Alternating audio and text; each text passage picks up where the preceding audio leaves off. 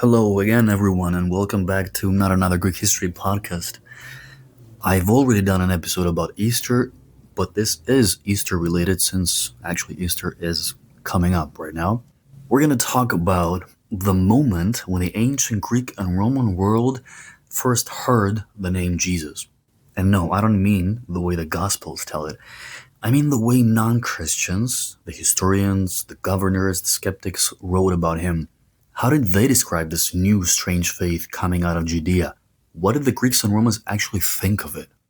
Welcome to Not Another Greek History podcast, the podcast that aims to be exactly what it says. I'm your host, Onofrios Dovletis, and together we'll discover the not so frequently told stories of Greece's history that will change the way you view things forever. So let's start with Tacitus, one of Rome's greatest historians. He's not exactly warm and fuzzy.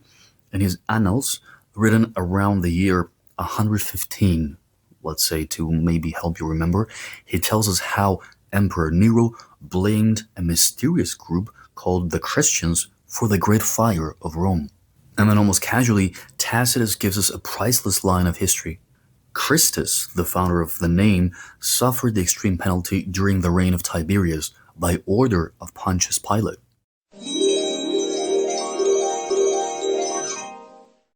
That's it. The earliest Roman confirmation of Jesus' execution from someone who definitely wasn't a believer. Tacitus calls Christianity a deadly superstition. He hated it. But this disgust is what makes the account so solid. No Christian would have invented that tone. It's pure Roman snobbery written by a man who thought anything Eastern, foreign, and spiritual was beneath him. And yet, here we are. In that one bitter sentence, Tacitus accidentally gives us one of the strongest historical records for the existence of Jesus. Next comes Pliny the Younger, governor of Bithynia, up in Greek-speaking Asia Minor. That would be relatively close to Istanbul. Around 110 AD, he writes to Emperor Trajan like a man complaining about paperwork. What do I do with these Christians? There are so many of them. He explains that they meet before sunrise, sing hymns to Christ as to a god, and promise to behave. No theft, no murder, no lies. They even stop buying animals for sacrifice. He's puzzled. These people seem harmless, but they refuse to worship the emperor, and that's what gets them killed. Trajan's reply is cold Roman logic. Don't go looking for them, but if they refuse to renounce Christ, execute them. It's chilling, but it tells us something powerful. By the early 2nd century, Christianity had already spread deep into the Greek East, far from Jerusalem, in cities like Ephesus, Smyrna, and Nicomedia, modern-day Izmit. All of them, ironically, nowadays in modern-day Turkey. Back then, nothing to do with Turkey. The empire's language was Greek, and so was the language of the new faith.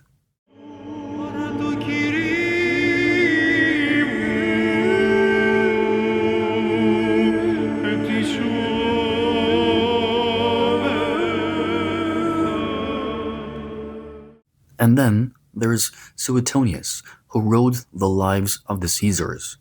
He mentions that Emperor Claudius expelled Jews from Rome because of constant unrest at the instigation of Chrestus.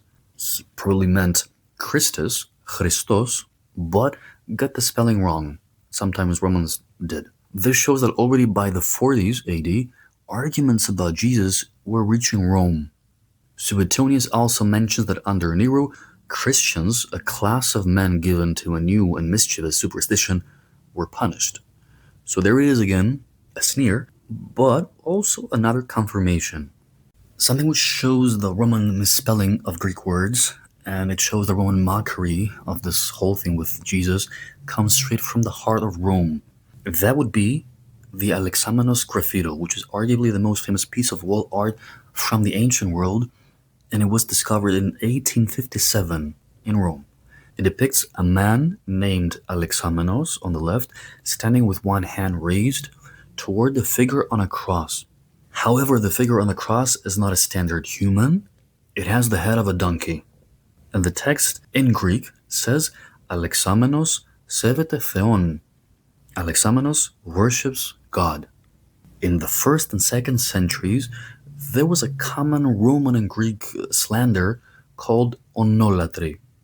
I said the English word with a Greek accent. So, onolatry, onolatria. Onos is the word donkey in Greek, donkey worship. Critics like Tacitus or the Greek Egyptian writer Apion often claimed that Jews and later on Christians secretly worshipped a donkey's head in their temples. To a sophisticated Roman, the idea of worshipping a crucified man was already crazy, but adding a donkey's head was the ultimate insult. So, dated between the late 1st and early 3rd century, this graffito is likely the earliest surviving artistic representation of the crucifixion. Ironically, the first cross, let's say, that we have in art, was made to mock it. Even though it was found in the heart of Rome, as we said, the inscription is in Greek and it's misspelled. Sevete, the verb, worships, is spelled wrongly. So this whole thing reinforces that the early faith, as we said, was deeply tied to the Greek language, even within the Roman imperial palace. The graffito is the visual version of what Lucian of Samosata wrote when he called Jesus a crucified sophist.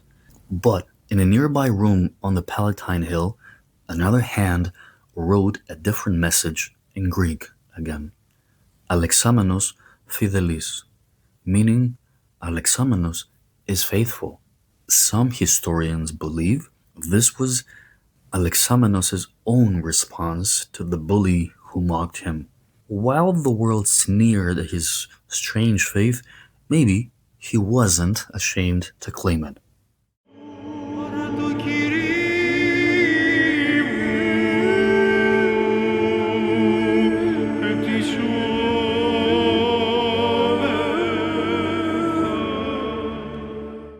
Now let's move to the east again. Flavius Josephus, a Jewish historian writing in Greek for Roman readers. Think about this again. A Jewish historian writing in Greek for Roman readers. He gives us the first Greek account of Jesus.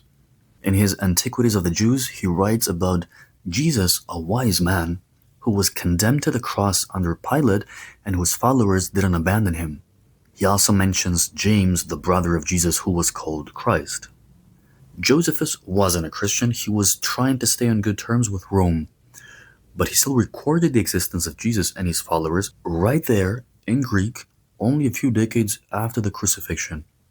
By the way, if you're listening through my website, because I have a website as a tour guide, of course, as you might know by now, please pause right now and take 30 seconds to follow my podcast on Spotify or Apple Podcasts, because that is the best way to make sure that you never miss an episode. And that is for all of you listening right now. Don't forget to follow my podcast and rate, because this is how more people can find it. By the 2nd century, Christianity was spreading fast, and that made it impossible for Greek writers to ignore it. Lucian of Samosata, the sharp-tongued satirist, he couldn't resist making fun of it. In his work, The Passing of Peregrinus, he calls Christians worshippers of a crucified sophist, a philosopher nailed to the cross. He laughs at their compassion, saying they share everything and call each other brothers. But even in his sarcasm, you can hear there is some strange respect. Then comes Celsus, a Greek philosopher and one of the first true enemies of Christianity. He wrote a book called The True Doctrine, a point-by-point attack on Jesus and his followers. He claimed Jesus was the illegitimate son of a soldier, that his miracles were tricks, and that Christians had abandoned reason for blind faith.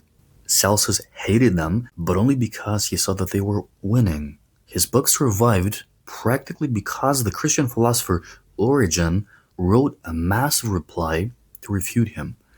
Ironically, that's how Celsus became immortal. By this time, something interesting had happened. Christianity, which began in Judea, was now entirely Greek in language, culture, and spirit. Every New Testament text was written in Greek.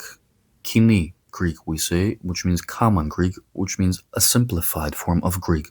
but still ancient Greek and Greek that I can understand very well nowadays. Every early church was in a Greek-speaking city, such as Corinth, Philippi, Thessaloniki, both of them in northern Greece in the region of Macedonia. Keep in mind, Macedonia, northern Greece, not a different country. Or Ephesus, which nowadays is part of Turkey. Even the criticisms, the mockery, the debates, they were all in Greek. So when Tacitus, Suetonius, and Pliny write about Jesus, they're describing something that had already taken root in the Greek world, a faith that spoke Greek, prayed in Greek, and eventually would build the Greek Orthodox Church itself. So when you read these ancient writers, Tacitus with his contempt, Pliny with his confusion, Lucian with his sarcasm, and Celsus with his fury, you realize something. None of them believed, but all of them noticed.